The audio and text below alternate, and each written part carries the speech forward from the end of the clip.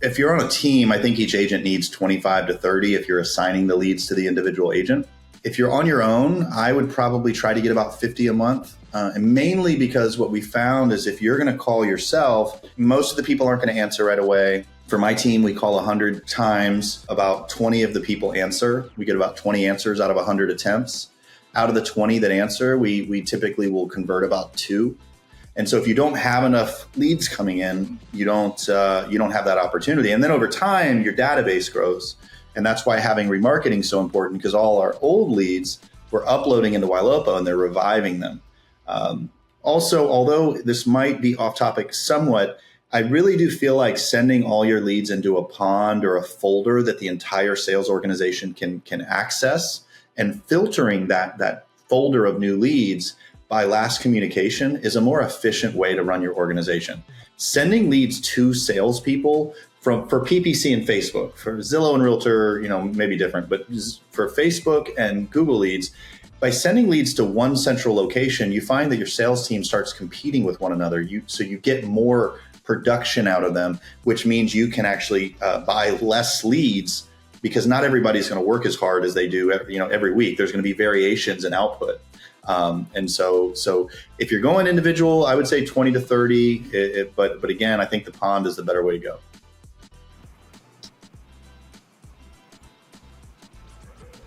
You need to make sure that someone or something in your organization is consistently reaching out. Ylopo discovered that it took at least 7 calls to have a conversation with a lead to be able to convert them. 7.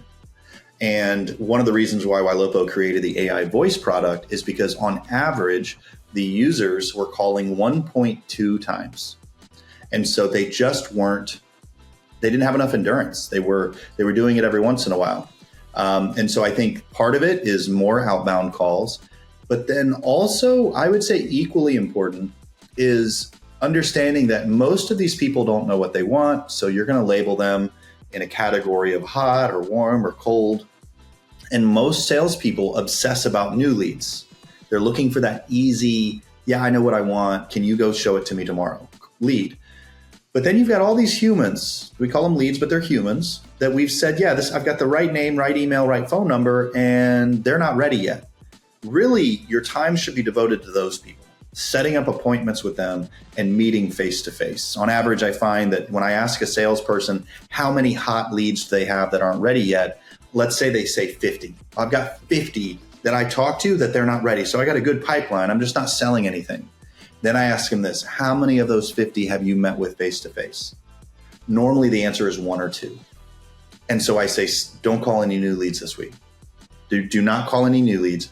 This week, all I want you to do is get on the phone with all of those other 49 people, emphasize the need to meet. This is the largest purchase of your life. We need to review the process.